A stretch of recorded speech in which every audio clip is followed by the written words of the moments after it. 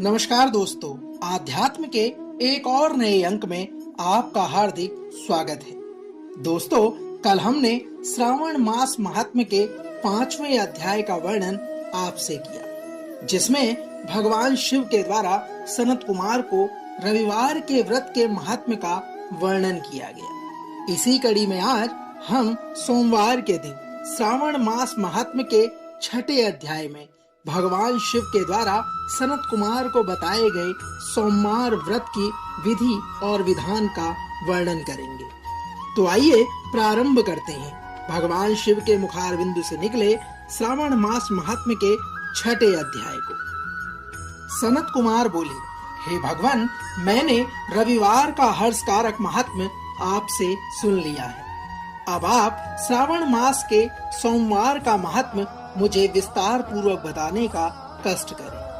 सनत कुमार के इस प्रकार के वचन को सुनकर भगवान शिव ने कहा, हे सनत कुमार, सूर्य मेरा नेत्र है, उसका महात्म्य इतना श्रेष्ठ है तो फिर उमा सहित मेरे नाम वाले उस सोमवार का कहना ही क्या।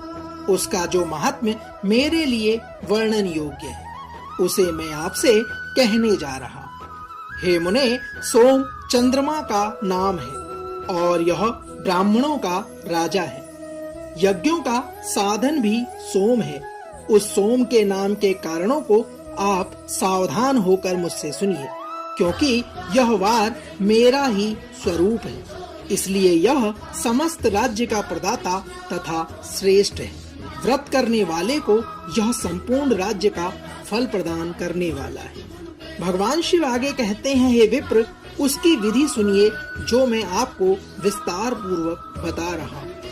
12 महीनों में सोमवार अत्यंत श्रेष्ठ है। उन मासों में यदि सोमवार व्रत करने में असमर्थ हो तो श्रावण मास में इसे अवश्य करना चाहिए। इस मास में इस व्रत को करके मनुष्य वर्ष भर के लिए व्रत का फल प्राप्त कर सकता है।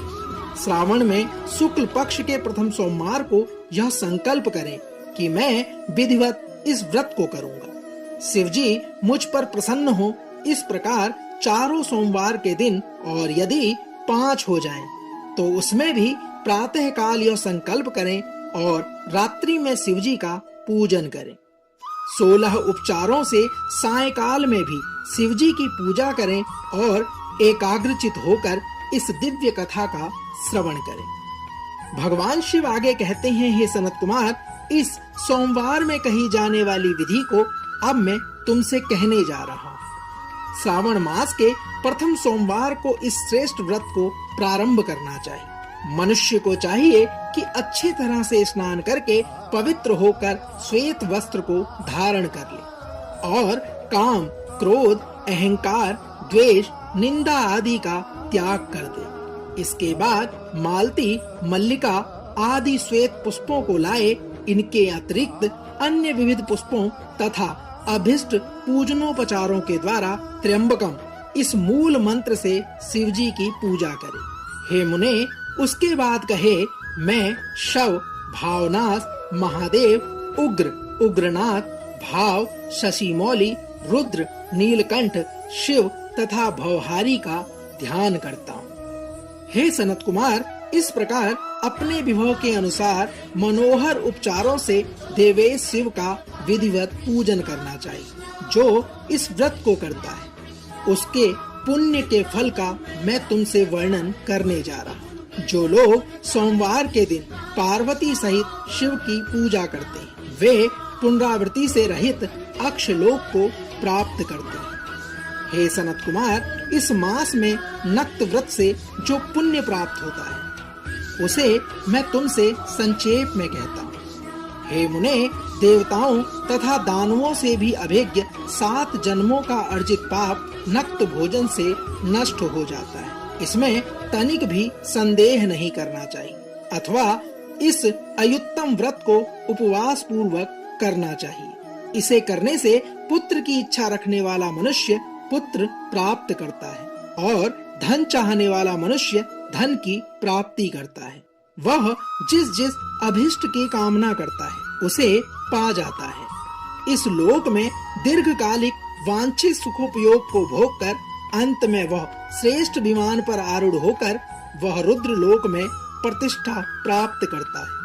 भगवान शिव आगे कहते हैं, हे मुने, चित्त चंचल है, धन चंचल है और जीवन भी चंचल है।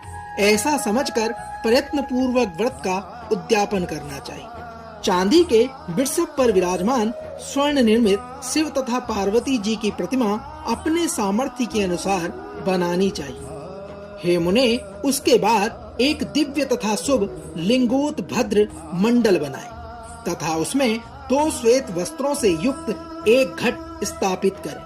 घट के ऊपर तांबे अथवा बांस का बना हुआ पात्र रखें और उसके ऊपर उमा सहित शिव को स्थापित करें। उसके बाद स्तुति, स्मृति तथा पुराणों में कहे गए मंत्रों से शिव की पूजा करें। हे मुने, पुष्पों का मंडप बनाएं तथा उसके ऊपर सुंदर चंदोवा लगाएं। उसमें गीतों तथा बाजों की मधुर ध्वनि के साथ रात में जागरण करें। उसके बाद बुद्धिमान मनुष्य अपने गृहसूत्र में निर्दिष्ट विधान के अनुसार अग्नि स्थापन करे और फिर शव आदि 11 श्रेष्ठ नामों से पलाश की समिधाओं से 108 आहुति प्रदान करे। यव, व्रीह, तिल आदि की आहुति आप्यास्व इस मंत्र से दें और बिल्वपत्रों की आहुति त्र्यंबकम अथवा षडाक्षर मंत्र ओम नमः शिवाय से प्रदान करें। हे मुने, उसके बाद सृष्टकृत होम करके पूर्णाहुति देकर आचार्य का पूजन करें और बाद में उन्हें द्रव प्रदान करें। उसके बाद 11 श्रेष्ठ ब्राह्मणों को भोजन कराएं तथा उन्हें वंश पात्र सहित 11 घाट प्रदान करें। इसके बाद पूज्य देवता तथा देवताओं को अर्पित सभी सामग्री आचार्य को दे दें। तत्पश्चात प्रार्थना करें, हे प्रभु, मेरा व्रत परिपूर्ण हो और शिव मुझ पर प्रसन्न हो। हे मुने, उसके बाद बंधुओं के साथ हर्ष पूर्वक भोजन करें। इस विधान से जो मनुष्य इस व्रत को करता है वह जिस जिस अभिलषित वस्तु की कामना करता है उसे प्राप्त कर लेता है और अंत में शिवलोक को प्राप्त होकर उस लोक में पूजित होता है। भगवान शिव आगे कहते हैं, हे सनत कुमार, सर्वप्रथम श्री कृष्ण ने इस मंगलकारी सोमवार व्रत को किया था। श्रेष्ठ आस्तिक तथा धर्मपरायण राजाओं ने भी इस व्रत को किया था। जो भी इस व्रत को नित्य श्रवण करता है वह भी उस व्रत के करने का फल प्राप्त करता है। दोस्तों, इस प्रकार श्री स्कंद पुराण के अंतर्गत ईश्वर सनत कुमार संवाद में श्रावण मास महात्म्य के सोमवार व्रत कथन नामक 6वां अध्याय पूर्ण हुआ। हम आशा करते हैं कि आज का यह अध्याय आपको अवश्य पसंद आया हो। कल भगवान शिव के मुखार बिंदु से निकले श्रावण मास महात्म्य के 7वें अध्याय को लेकर एक बार पुनः आपसे होगी मुलाकात। तब तक जय शिव शंकर, हर हर महादेव।